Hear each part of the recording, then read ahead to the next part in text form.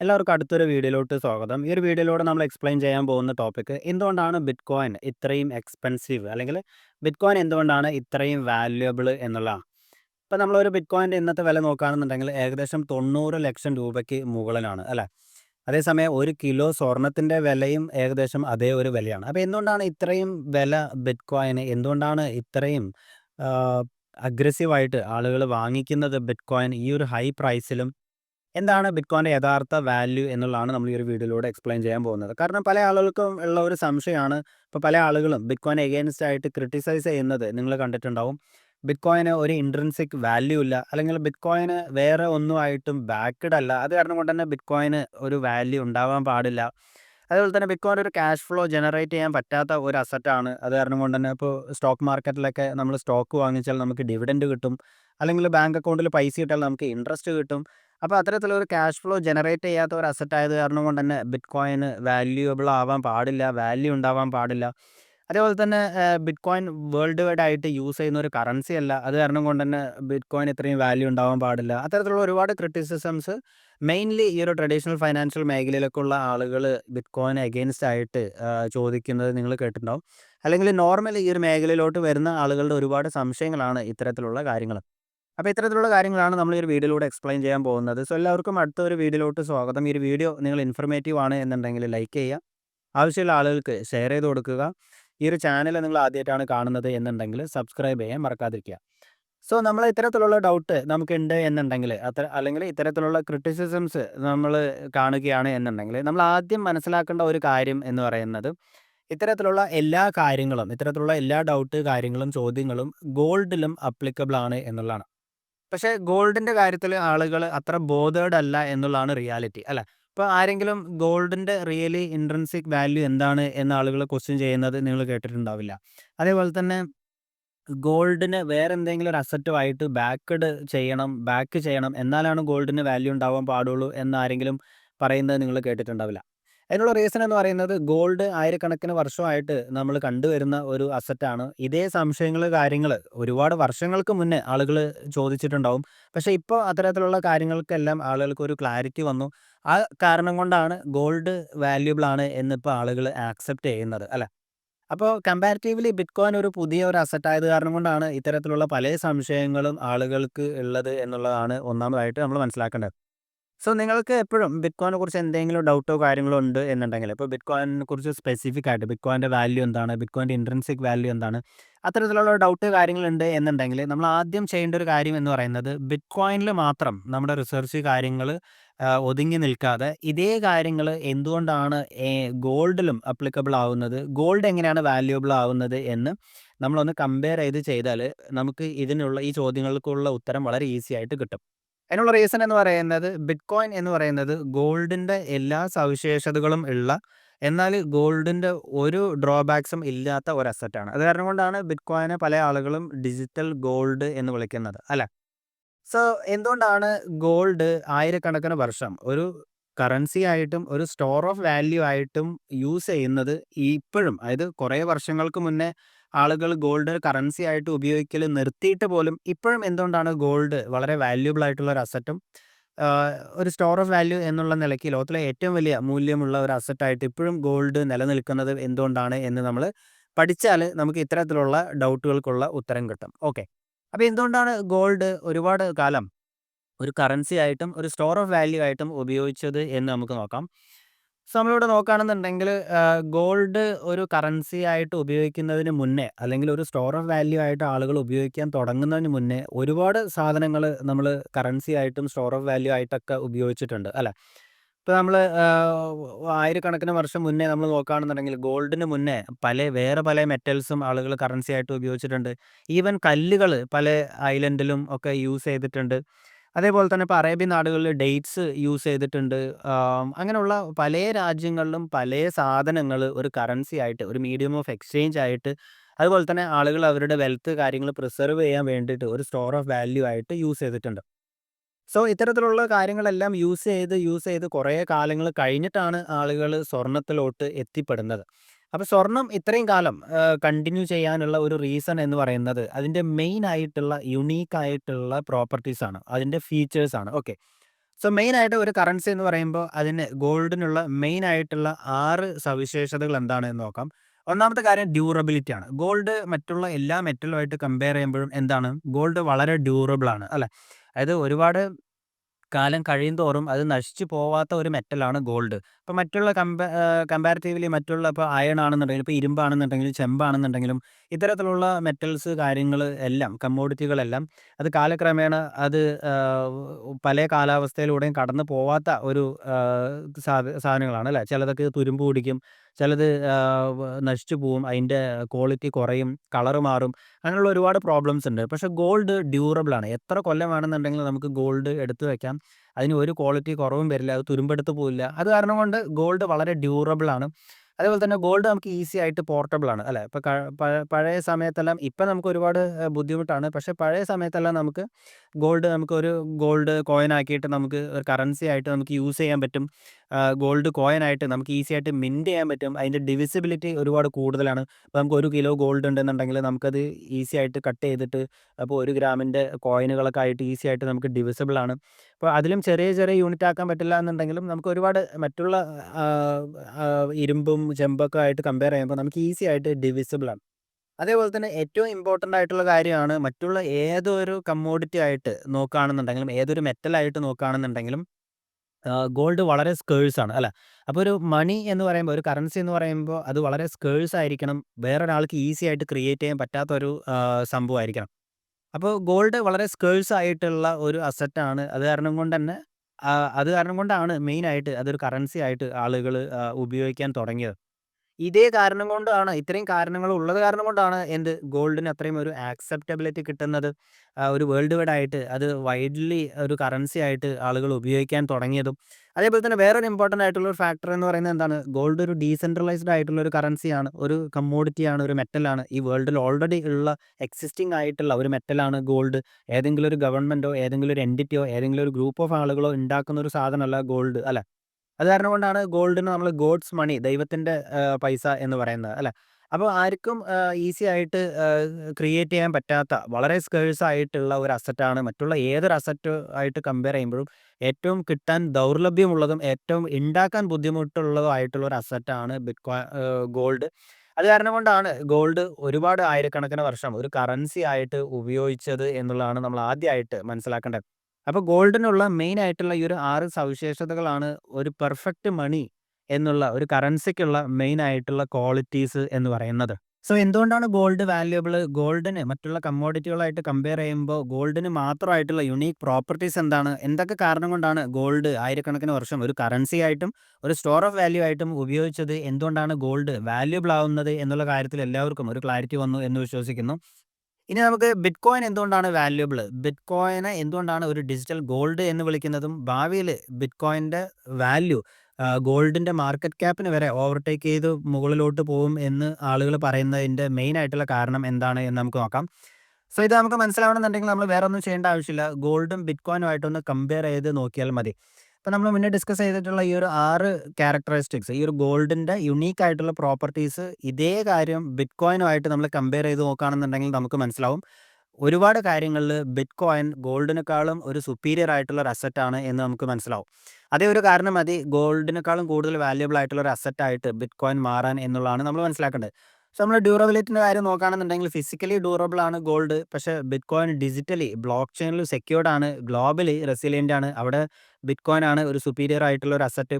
Portability ആണെന്നുണ്ടെങ്കിൽ gold നമുക്ക് easy ആയിട്ട് കൊണ്ടു നടക്കാൻ പറ്റില്ല അല്ലെ? ഇപ്പോൾ ഒരു ഹൈ വാല്യൂ സെറ്റിൽമെന്റ് കാര്യങ്ങളൊക്കെ നമ്മൾ വേറൊരു രാജ്യത്തിലോട്ട് അയക്കണം എന്നുണ്ടെങ്കിൽ, നമുക്ക് ട്രാൻസ്ഫർ ചെയ്യണമെന്നുണ്ടെങ്കിൽ ഗോൾഡ് ഫിസിക്കൽ ആയത് കാരണം കൊണ്ട് തന്നെ അത് ബൾക്കിയാണ്, അത് ചെയ്യാൻ ബുദ്ധിമുട്ടാണ്.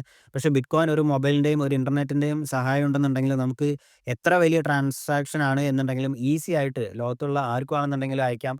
സോ പോർട്ടബിലിറ്റിന്റെ കാര്യത്തിലും ബിറ്റ്കോയിൻ തന്നെയാണ് സുപ്പീരിയർ. ഡിവിസിബിലിറ്റി ആണെന്നുണ്ടെങ്കിലും ബിറ്റ്കോയിൻ തന്നെയാണ് സുപ്പീരിയർ. കാരണം ഗോൾഡ് നമുക്ക് ആറ്റംസും മോളിക്യൂൾസും ഒന്നും ആയിട്ട് കട്ട് ചെയ്യാൻ പറ്റില്ല അല്ലെ? ഇപ്പോൾ ഇമാജിൻ നമുക്ക് ഒരു 10 രൂപയുടെ ചായ കുടിച്ചിട്ട് അതിന് ഗോൾഡിൽ പേ ചെയ്യാൻ പറ്റുമോ? ഇല്ല. കാരണം നമുക്ക് അത്രയും ചെറിയൊരു യൂണിറ്റ് ആയിട്ട് ഗോൾഡിനെ കട്ട് ചെയ്യൽ ഡിഫിക്കൽട്ട് ആണ്. പക്ഷേ ബിറ്റ്കോയിൻ ആണെന്നുണ്ടെങ്കിൽ ഒരു ബിറ്റ്കോയിൻ എന്ന് പറയുന്നത് 100 മില്യൺ സത്തോഷീസ് ആണ്. 100 മില്യൺ യൂണിറ്റ്സ് ആണ് ഒരു ബിറ്റ്കോയിൻ. അപ്പോൾ ഏതൊരു ചെറിയ ഒരു ലോ വാല്യൂ ആണെന്നുണ്ടെങ്കിലും ഹൈ വാല്യൂ ആണെന്നുണ്ടെങ്കിലും ഈസി ആയിട്ട് നമുക്ക് ബിറ്റ്കോയിനിൽ പേ ചെയ്യാനും ട്രാൻസ്ഫർ ചെയ്യാനും എല്ലാം പറ്റും. അവിടെയും ബിറ്റ്കോയിൻ തന്നെയാണ് സുപ്പീരിയർ. സ്കേഴ്സിറ്റിൻ്റെ കേസാണ് എന്നുണ്ടെങ്കിൽ ബിറ്റ്കോയിൻ ഇപ്പോൾ സ്കേഴ്സിറ്റിൻ്റെ കാര്യം നോക്കുകയാണെന്നുണ്ടെങ്കിൽ ബിറ്റ്കോയിൻ ഒരു ഫിക്സ്ഡ് സപ്ലൈ ആണ്. ഒരു പ്രോഗ്രാമിക്കലി മാത്തമാറ്റിക്കലി ഫിക്സ്ഡ് ആയിട്ടുള്ള ഒരു സപ്ലൈ ആണ് ബിറ്റ്കോയിൻ. 21 മില്യൺ ആണ് ബിറ്റ്കോയിൻ്റെ ടോട്ടൽ സപ്ലൈ എന്ന് പറയുന്നത്. അതിലൊരിക്കലും കുറയുകയില്ല, കൂടുകയില്ല. പക്ഷേ ഗോൾഡിൻ്റെ സപ്ലൈ ആണെന്നുണ്ടെങ്കിലോ നമുക്ക് ലിമിറ്റഡ് ആണ്. മറ്റുള്ള അസറ്റ് ക്ലാസ്സുമായിട്ട് കമ്പയർ ചെയ്യാം, മറ്റുള്ള കമ്മോഡിറ്റികളായിട്ട് കമ്പയർ ചെയ്യുമ്പോൾ ലിമിറ്റഡ് ആണ്, സ്കേഴ്സ് ആണ് എന്ന് വേണമെന്നുണ്ടെങ്കിൽ പറയാം. പക്ഷേ ഇതിൻ്റെ സപ്ലൈ എക്സാക്ട്ലി എത്രയാണ് എന്നുള്ളത് നമുക്ക് പറയാൻ പറ്റാത്തൊരു കാര്യമാണ് അല്ലേ. ഒരു അൺനോൺ സപ്ലൈ ആണ്. അപ്പോൾ ഇമാജിൻ നമുക്ക് ഒരു രാജ്യത്ത് എവിടെയെങ്കിലും വലിയ രീതിയിലുള്ള ഒരു ഗോൾഡ് റിസർവ് കാര്യങ്ങൾ, മൈന് കാര്യങ്ങളെല്ലാം കണ്ടുപിടിച്ചു എന്നുണ്ടെങ്കിൽ സ്വാഭാവികമായിട്ടും ഗോൾഡിൻ്റെ സപ്ലൈ കൂടുകയും ഗോൾഡിൻ്റെ വാല്യൂ കുറയുകയും ചെയ്യും. അപ്പോൾ അത്തരത്തിലുള്ള റിസ്ക് ഗോൾഡിൽ ഇപ്പോഴും നിലനിൽക്കുന്നുണ്ട്. അപ്പോൾ മറ്റുള്ള കമ്മോഡിറ്റികൾ പോലെ തന്നെ ഗോൾഡിൻ്റെ സപ്ലൈയും വളരെ വലിയ രീതിയിൽ കൂടുകയാണ് എന്നുണ്ടെങ്കിൽ ഗോൾഡ് മേ ബി ഭാവിയിൽ ഒരു വാല്യുബിൾ അല്ലാത്തൊരു അസറ്റായിട്ട് മാറാനുള്ള സാധ്യത പോലും ഉണ്ട്. അപ്പോൾ സ്കേഴ്സിറ്റി നോക്കുകയാണെന്നുണ്ടെങ്കിൽ ബിറ്റ്കോയിൻ ഒരു അബ്സല്യൂട്ട് പ്യുവർ ഒരു സ്കേഴ്സ് അസറ്റാണ് എന്നുണ്ടെങ്കിൽ ഗോൾഡ് അൺനോൺ സപ്ലൈ ഉള്ള ഒരു ലിമിറ്റഡ് സപ്ലൈ ഉള്ള ഒരു സ്കേഴ്സ് ആയിട്ടുള്ള ഒരു അസറ്റാണ് എന്നുള്ളതാണ്. അവിടെയും ബിറ്റ്കോയിൻ തന്നെയാണ് സ്ട്രോങ്ങർ. ആക്സെപ്റ്റബിലിറ്റിൻ്റെ കേസ് മാത്രമാണ് നമ്മൾ ബിറ്റ്കോയിനേക്കാളും കുറച്ചും കൂടി ഒരു അപ്പർ ഹാൻഡ് ഗോൾഡിന് ഉള്ളത്. അതേസമയം ഡീസെൻട്രലൈസേഷൻ്റെ കാര്യം നോക്കുകയാണെന്നുണ്ടെങ്കിലും ബിറ്റ്കോയിൻ തന്നെയാണ് സുപ്പീരിയർ. കാരണം ബിറ്റ്കോയിൻ ഒരു ട്രൂലി ഡീസെൻട്രലൈസ്ഡ് ആയിട്ടുള്ള ഗ്ലോബലി ഉള്ള ഒരു നെറ്റ്വർക്ക് കൺട്രോൾ ചെയ്യുന്ന ഒരു കറൻസി, ഒരു പേയ്മെന്റ് നെറ്റ്വർക്കാണ് ബിറ്റ്കോയിൻ. പക്ഷേ ഗോൾഡിന്റെ കേസ് നമ്മൾ നോക്കുകയാണെന്നുണ്ടെങ്കിൽ ഈവൻ ദോ ബൈ നേച്ചർ അതൊരു ഫിസിക്കൽ ആയിട്ടുള്ള ഒരു അസറ്റ്, നമ്മൾ മൈൻ ചെയ്തെടുക്കുന്ന ഒരു അസറ്റാണ് എന്നുണ്ടെങ്കിലും ഇപ്പം നിലവിൽ അതിൻ്റെ കംപ്ലീറ്റ് കൺട്രോളും അതിൻ്റെ പ്രൈസും കാര്യങ്ങളെല്ലാം ഒരു സെൻട്രലൈസ്ഡ് ആയിട്ടുള്ള അതോറിറ്റി കാര്യങ്ങളൊക്കെയാണ് അതിൻ്റെ മെയിൻ ആയിട്ടുള്ള ഇൻഫ്ലുവൻസ് ഉള്ളത് അല്ലേ. അപ്പോൾ ഡീസെൻട്രലൈസേഷൻ്റെ കാര്യം നോക്കുകയാണെന്നുണ്ടെങ്കിലും അവിടെ ബിറ്റ്കോയിന് ഒരു സുപ്പീരിയർ ഉണ്ട്. അപ്പോൾ ഇതൊക്കെ കാരണം കൊണ്ടാണ് എപ്പോഴും നമ്മൾ പല ആളുകളും പറയുന്നത് കേട്ടിട്ടുണ്ടാവും, ബിറ്റ്കോയിൻ ഗോൾഡിനേക്കാളും കൂടുതൽ വാല്യുബിൾ ആയിട്ടുള്ള അല്ലെങ്കിൽ ഗോൾഡിനേക്കാളും കൂടുതൽ ഡിമാൻഡ് ഉള്ള ഒരു അസറ്റാണ് ഇപ്പോൾ. അത് കാരണം കൊണ്ട് തന്നെയാണ് ഇപ്പോൾ നിലവിൽ ഇപ്പോൾ US ETF കാര്യങ്ങളൊക്കെ നോക്കുകയാണെന്നുണ്ടെങ്കിൽ ഏറ്റവും കൂടുതൽ ഡിമാൻഡ് ഉള്ളത് ബിറ്റ്കോയിൻ ആണ് എന്നുള്ളത് നമുക്ക് കാണാൻ സാധിക്കും. അപ്പോൾ ഗോൾഡ് നമ്മൾ മറ്റുള്ള ഒരു ഹിസ്റ്റോറിക്കൽ എറ നമ്മൾ നോക്കുകയാണെന്നുണ്ടെങ്കിൽ ഒരു ക്ലാസിക് ഇൻഡസ്ട്രിയൽ എറയൊക്കെ നോക്കുകയാണെന്നുണ്ടെങ്കിൽ ഗോൾഡ് ഒരു പെർഫെക്റ്റ് ഫോം ഓഫ് മണി, അതേപോലെ തന്നെ ഒരു സ്റ്റോർ ഓഫ് വാല്യൂ ആണ് എന്നുണ്ടെങ്കിൽ ഇന്നത്തെ ഈ ഒരു ഡിജിറ്റൽ എറയിൽ, ഇന്നത്തെ നമ്മുടെ day to day lifestyle use ചെയ്യാൻ പറ്റുന്ന ഈ ഒരു ഡിജിറ്റൽ വേൾഡിൽ യൂസ് ചെയ്യാൻ പറ്റുന്ന ഒരു perfect form of digital gold അല്ലെങ്കിൽ digital money, digital store of value ആണ് ബിറ്റ്കോയിൻ. അടുത്തതായിട്ട് ഒരുപാട് ആളുകൾക്കുള്ള ബിറ്റ്കോയിനെ കുറിച്ചിട്ടുള്ള രണ്ട് തെറ്റിദ്ധാരണകളാണ് നമ്മൾ ഡിസ്കസ് ചെയ്യാൻ പോകുന്നത്. അതിൽ ഒന്നാമത്തെ കാര്യം എന്ന് പറയുന്നത്, പല ആളുകളും എസ്പെഷ്യലി ഒരു ട്രഡീഷണൽ ഫൈനാൻഷ്യൽ മേഖലയിലൊക്കെ ഉള്ള ആളുകൾ ചോദിക്കുന്ന ഒരു ചോദ്യമാണ്, ബിറ്റ്കോയിൻ ഒരു ഡിജിറ്റൽ കറൻസി അല്ലേ, അപ്പോൾ ബിറ്റ്കോയിനെ വേറെ എന്ത് അസറ്റുമായിട്ടാണ് ബാക്ക് ചെയ്ത് വെച്ചിരിക്കുന്നത്? അത്തരത്തിൽ ഒരു അസറ്റുമായിട്ട് ബാക്ക്ഡ് അല്ലാത്ത കാരണം കൊണ്ട് തന്നെ ബിറ്റ്കോയിൻ്റെ വാല്യൂ ഒരു ബബിളാണ് എന്ന് പല ആളുകളും പറയുന്നത് നിങ്ങൾ കണ്ടിട്ടുണ്ടാവും. നമ്മൾ ആദ്യം മനസ്സിലാക്കേണ്ട ഒരു കാര്യം എന്ന് പറയുന്നത്, ഈ ലോകത്ത് എന്തൊരു സാധനം ഉണ്ടെന്നുണ്ടെങ്കിലും അതിൻ്റെ വാല്യൂ എന്ന് പറയുന്നത് അതിൻ്റേതായിട്ടുള്ള യുണീക്ക് ആയിട്ടുള്ള പ്രോപ്പർട്ടീസ് കൊണ്ടാണ്. അല്ലാതെ ആ ഒരു അസറ്റ് വേറെ ഏതെങ്കിലും ഒരു അസറ്റുമായിട്ട് ബാക്ക് ചെയ്തത് കൊണ്ടല്ല അതിന് വാല്യൂ ഉണ്ടാവുന്നത് എന്നുള്ളതാണ് ആദ്യമായിട്ട് പറയാനുള്ളത്. ആക്ച്വലി ഇങ്ങനെ ഒരു കറൻസി വേറൊരു അസറ്റുമായിട്ട് ബാക്ക് ചെയ്യണം എന്ന് പറയുന്നതിൻ്റെ മെയിൻ ആയിട്ടുള്ളൊരു കാരണം എന്ന് പറയുന്നത്, മെജോറിറ്റി ആളുകളും ഇപ്പോഴും വിചാരിച്ചു വെച്ചിരിക്കുന്നത് നമ്മൾ ഉപയോഗിക്കുന്ന പേപ്പർ കറൻസി ഗോൾഡുമായിട്ട് ബാക്ക്ഡ് ആണ് എന്നുള്ളതാണ്. ഒരിക്കലും അങ്ങനെയല്ല എന്നുള്ളതാണ് നമ്മൾ ആദ്യമായിട്ട് മനസ്സിലാക്കേണ്ടത്. ഇപ്പോൾ നമ്മൾ ഉപയോഗിക്കുന്ന ഇപ്പോൾ ഇന്ത്യൻ റുപ്പി ആണെന്നുണ്ടെങ്കിലും ഡോളർ ആണെന്നുണ്ടെങ്കിലും ദിർഹം എന്നുണ്ടെങ്കിലും ഇതൊന്നും ഡയറക്റ്റ് ആയിട്ട് ഗോൾഡുമായിട്ട് ബാക്ക്ഡ് അല്ല എന്നുള്ള കാര്യം നമ്മൾ ആദ്യം മനസ്സിലാക്കുക. പക്ഷേ മെജോറിറ്റി ആളുകളും ഇപ്പോഴും വിചാരിച്ചു വെച്ചിരിക്കുന്നത് നമ്മൾ ഈ ഒരു 1940 50 ഉണ്ടായിരുന്ന ഈ ഒരു ബ്രിട്ടൻ വുഡ് സിസ്റ്റം തന്നെയാണ് ഇപ്പോഴും കണ്ടിന്യൂ ചെയ്യുന്നത്. ഇപ്പോഴും നമ്മൾ ഉപയോഗിക്കുന്ന കറൻസിയൊക്കെ ഗോൾഡുമായിട്ട് ബാക്ക്ഡ് ആണ്. നമ്മുടെ ഈ ഒരു കറൻസി ഗവൺമെൻറ്റിന് കൊടുക്കുകയാണെന്നുണ്ടെങ്കിൽ ഗോൾഡ് തിരിച്ചു കിട്ടും എന്നുള്ളതാണ്. ഒരിക്കലും അങ്ങനെയല്ല. കുറേ ഗവൺമെൻറ്റുകൾ ഗോൾഡ് ഒരു റിസർവ് അസറ്റായിട്ട് കീപ്പ് ചെയ്യുന്നുണ്ട് എന്നുണ്ടെങ്കിലും ഗവൺമെൻറ് ഇഷ്യൂ ചെയ്യുന്ന കറൻസികൾ ഒരിക്കലും ആ ഒരു ഗോൾഡുമായിട്ട് ബാക്ക്ഡ് അല്ല എന്നുള്ളതാണ് നമ്മൾ മനസ്സിലാക്കേണ്ടത്. വേൾഡ് വൈഡ് ആയിട്ട് മൊത്തം സർക്കുലേറ്റിംഗ് ആയിട്ടുള്ള ഈ ഒരു പേപ്പർ കറൻസിൻ്റെ പകുതിയിൽ അല്ലെങ്കിൽ 10-1 പോലും ഗോൾഡ് ഒരു ഗവൺമെൻറ്റിൻ്റെ കയ്യിലില്ല എന്നുള്ള കാര്യം നമ്മൾ ആദ്യം മനസ്സിലാക്കുക. അപ്പോൾ ഏതൊരു അസറ്റ് ആണെന്നുണ്ടെങ്കിലും അതിൻ്റെ യഥാർത്ഥ വാല്യൂ ഉണ്ടാവുന്നത് ആ ഒരു പർട്ടിക്കുലർ അസറ്റിൻ്റെ യുണീക്ക് ആയിട്ടുള്ള പ്രോപ്പർട്ടീസ് കൊണ്ടാണ്. അപ്പോൾ ഗോൾഡ് ഇത്രയും വാല്യുബിൾ ആവുന്നത് ഗോൾഡിന് മറ്റുള്ള കമ്മോഡിറ്റികളായിട്ട് കമ്പയർ ചെയ്യുമ്പോൾ അതിൻ്റേതായിട്ടുള്ള യുണീക്ക് പ്രോപ്പർട്ടീസ് കൊണ്ടാണ്. സിൽവറിന് എന്തുകൊണ്ടാണ് വാല്യുബിൾ ആവുന്നത്? സിൽവറിനായിട്ടുള്ള യുണീക്ക് പ്രോപ്പർട്ടീസ് ആണ്, സിൽവറിൻ്റെ യൂസ് കേസ് ആണ്. സിൽവർ എന്തുകൊണ്ടാണ് ഗോൾഡിനേക്കാളും കൂടുതൽ വാല്യുബിൾ അല്ലാത്തത്? ഗോൾഡിനുള്ള ഒരുപാട് സവിശേഷതകൾ സിൽവറിനില്ല. അതേപോലെ തന്നെ എന്തുകൊണ്ടാണ് ബിറ്റ്കോയിന് സിൽവറിനേക്കാളും കൂടുതൽ വാല്യുബിൾ ആവുന്നത്, ഗോൾഡിനേക്കാളും കൂടുതൽ വാല്യുബിൾ ആവുന്നത്? ഗോൾഡിനേക്കാളും ഒരുപാട് യുണീക്ക് ആയിട്ടുള്ള പ്രോപ്പർട്ടീസ് ബിറ്റ്കോയിൻ ഉള്ളത് കാരണം കൊണ്ടാണ്. ഇതേപോലെ തന്നെ നമ്മൾ മറ്റുള്ള എല്ലാ കാര്യങ്ങളും നോക്കുകയാണെന്നുണ്ടെങ്കിൽ നമ്മുടെ ഡേ ടു ഡേ ലൈഫിൽ ഉപയോഗിക്കുന്ന എല്ലാ കാര്യങ്ങളും ഇതുപോലെ തന്നെയാണ്. നമ്മൾ ഉപയോഗിക്കുന്ന കാറിൻ്റെ വാല്യൂ എന്താണ്? അത് വേറൊരു അസറ്റുമായിട്ട് ബാക്ക് ചെയ്തുകൊണ്ടല്ല. ആ കാറിൻ്റെ യൂസ് കേസും ആ കാറിൻ്റെ കോസ്റ്റും വാല്യൂ കാര്യങ്ങളൊക്കെയാണ്. ഏതൊരു സംഗതിയാണെന്നുണ്ടെങ്കിലും അതിൻ്റേതായിട്ടുള്ള യുണീക്ക് പ്രോപ്പർട്ടീസ് ആണ് അതിൻ്റെ വാല്യൂ ഡിറ്റർമൈൻ ചെയ്യുന്നത്. അല്ലെങ്കിൽ അല്ലാതെ അതിനെ വേറൊരു അസറ്റായിട്ട് ബാക്ക് ചെയ്തിട്ടല്ല എന്നുള്ള കാര്യം മനസ്സിലാക്കുക. അപ്പോൾ നമ്മൾ മുന്നേ ഡിസ്കസ് ചെയ്ത ഈ ഒരു 6 പോയിന്റ് കാരണം കൊണ്ടാണ് ഗോൾഡും ബിറ്റ്കോയിനും എല്ലാം വാല്യൂബിൾ ആകുന്നത്. അല്ലാതെ അതിന് വേറെ ഏതെങ്കിലും ഒരു അസറ്റുമായിട്ട് ബാക്ക് ചെയ്തിട്ടല്ല എന്ന് നമ്മൾ ആദ്യം മനസ്സിലാക്കാം. രണ്ടാമതായിട്ട് ഒരുപാട് പേർക്കുള്ള ഒരു തെറ്റിദ്ധാരണയാണ് ബിറ്റ്കോയിൻ്റെ യൂട്ടിലിറ്റി എന്താണ്, ബിറ്റ്കോയിൻ്റെ യൂസ് കേസ് എന്താണ്, ബിറ്റ്കോയിൻ ഡേ ടു ഡേ ലൈഫിൽ നമ്മളൊരു കറൻസി ആയിട്ട് ഉപയോഗിക്കുന്നില്ലല്ലോ. ഭൂരിഭാഗം ആളുകളും ബിറ്റ്കോയിൻ ഒരു ഇൻവെസ്റ്റ്മെൻ്റ് ആയിട്ട് കീപ്പ് ചെയ്യല്ല, ഐഡിയലായിട്ട് ഇരിക്കുകയല്ലേ. അപ്പോൾ അത് കാരണം കൊണ്ട് തന്നെ ബിറ്റ്കോയിന് വാല്യൂ ഉണ്ടാവാൻ പാടില്ല, അല്ലെങ്കിൽ കൂടുതൽ യൂസ് കേസ് ഉള്ള കൂടുതൽ ആളുകൾ ഉപയോഗിക്കുന്ന ഒരു ഡിജിറ്റൽ കറൻസിക്കാണ് കൂടുതൽ വാല്യൂ ഉണ്ടാവേണ്ടത് എന്നുള്ള ഒരുപാട് തെറ്റിദ്ധാരണ നിങ്ങൾ കേട്ടിട്ടുണ്ടാവും. ഇപ്പോൾ ഉദാഹരണത്തിന് ക്രിപ്റ്റോയിലൊക്കെ നമ്മൾ നോക്കുകയാണെന്നുണ്ടെങ്കിൽ ബിറ്റ്കോയിനേക്കാളും കൂടുതൽ ട്രാൻസാക്ഷൻസ് നടക്കുന്ന അല്ലെങ്കിൽ നടത്തുന്ന ഒരുപാട് ബ്ലോക്ക് ചെയിൻസും മറ്റുള്ള ഡിജിറ്റൽ കറൻസികളും ഉണ്ട്. അപ്പോൾ ആ ഒരു ക്രിപ്റ്റോ കറൻസികളായിരിക്കണം കൂടുതൽ വാല്യുബിൾ, ബിറ്റ്കോയിനേക്കാളും കൂടുതൽ വാല്യുബിൾ അത് ഭാവിയിലാവും എന്നുള്ള ഒരുപാട് തെറ്റിദ്ധാരണകൾ നിങ്ങൾ പറയുന്നത് കേട്ടിട്ടുണ്ടാവും. ആക്ച്വലി ഇതിൻ്റെ നേരെ ഓപ്പോസിറ്റ് ആണ് റിയാലിറ്റി എന്നുള്ളതാണ് നമ്മൾ മനസ്സിലാക്കേണ്ടത്. അതായത് യൂട്ടിലിറ്റിനെയും യൂസ് കേസിനെയും ബേസ് ചെയ്തിട്ടല്ല അതിൻ്റെ യഥാർത്ഥ വാല്യൂ ഉണ്ടാവുന്നത്. ആക്ച്വലി നേരെ ഓപ്പോസിറ്റ് ആണ്. നമ്മുടെ ലൈഫിൽ ഏറ്റവും കൂടുതൽ ആളുകൾ ഉപയോഗിക്കുന്ന സാധനങ്ങൾക്കായിരിക്കും ഒരുപക്ഷെ ഏറ്റവും കുറവ് വാല്യൂ എന്നുള്ളതാണ്. അപ്പോൾ അത് കാരണം കൊണ്ട് തന്നെ യൂട്ടിലിറ്റിനെ യൂസ് കേസിനെ ബേസ് ചെയ്തിട്ടല്ല വാല്യൂ ഉണ്ടാവുന്നത് എന്നുള്ളതാണ് റിയാലിറ്റി. ഇപ്പോൾ നമ്മളുടെ ഗോൾഡിൻ്റെ കാര്യം മാത്രം നോക്കുകയാണെന്നുണ്ടെങ്കിൽ 90% ഗോൾഡും ഈ ലോകത്തുള്ള ഗോൾഡും ആക്ച്വലി ഈ ഒരു ലോകത്തിന് വേണ്ടിയിട്ട് ഒരു വാല്യൂയും പ്രൊഡ്യൂസ് ചെയ്യുന്നില്ല എന്നുള്ളതാണ് റിയാലിറ്റി. അതായത് ഒരു നോൺ പ്രൊഡക്റ്റീവ് ആയിട്ടുള്ള ഒരു കമ്മോഡിറ്റിയാണ് ഗോൾഡ്. അതായത് മെജോറിറ്റി ഗോൾഡും ജ്വല്ലറി ആയിട്ട് ഒരു ഇൻവെസ്റ്റ്മെൻ്റ് ആയിട്ടൊക്കെയാണ് ആളുകൾ കീപ്പ് ചെയ്യുന്നത്. അതായത് ആളുകൾ ജ്വല്ലറി ആയിട്ട് യൂസ് ചെയ്യുന്നത് എന്തുകൊണ്ടാണ്? അതൊരു വാല്യുബിൾ ആയിട്ടുള്ള ഒരു അസറ്റ് ആയത് കാരണമാണ്. വാല്യൂ ഇല്ലെങ്കിൽ അത് ആരും ജ്വല്ലറി ആയിട്ട് യൂസ് ചെയ്യില്ല. ബാക്കിയുള്ള ഒരുപാട് 22% ഗോൾഡ് സപ്ലൈ എന്ന് പറയുന്നത് ബാറായിട്ടും കോയിനായിട്ടുമാണ് കീപ്പ് ചെയ്യുന്നത്. 17% സെൻട്രൽ ബാങ്കിൻ്റെ വോൾട്ടിലും മറ്റും ഐഡിലായിട്ട് ഇരിക്കുകയാണ്. വെറും 10% ഒക്കെയാണ് ഒരു ഇൻഡസ്ട്രിയൽ പർപ്പസിന്, ഒരു യൂസ് കേസ്, ഒരു യൂട്ടിലിറ്റി എന്നൊക്കെ പറയാൻ വേണ്ടിയിട്ട് അറ്റ്ലീസ്റ്റ് എന്തെങ്കിലും ഒരു വാല്യൂ പ്രൊഡ്യൂസ് ചെയ്യുന്ന ആക്ടിവിറ്റീസിന് വേണ്ടിയിട്ട് ഗോൾഡ് യൂസ് ചെയ്യുന്നത്. പക്ഷേ എന്നിട്ടും ഗോൾഡാണ് ഏറ്റവും വലിയ വാല്യുബിൾ ആയിട്ടുള്ള ഒരു കമ്മോഡിറ്റി അല്ലേ? ഇതേ കാര്യം നമ്മൾ സിൽവറിൻ്റെ കേസിൽ കമ്പയർ ചെയ്ത് നോക്കുകയാണെന്നുണ്ടെങ്കിലോ, സിൽവർ ഗോൾഡുമായിട്ട് കമ്പയർ ചെയ്യുമ്പോൾ ഒരുപാട് ഇൻഡസ്ട്രിയൽ പർപ്പസിന് വേണ്ടിയിട്ട് യൂസ് ചെയ്യുന്ന ഒരു കമ്മോഡിറ്റിയാണ്. സിൽവർ ഇല്ല എന്നുണ്ടെങ്കിൽ ഒരുപാട് ഇൻഡസ്ട്രി പോലും ആക്ച്വലി ഫ്രീസ് ആവും അല്ലേ?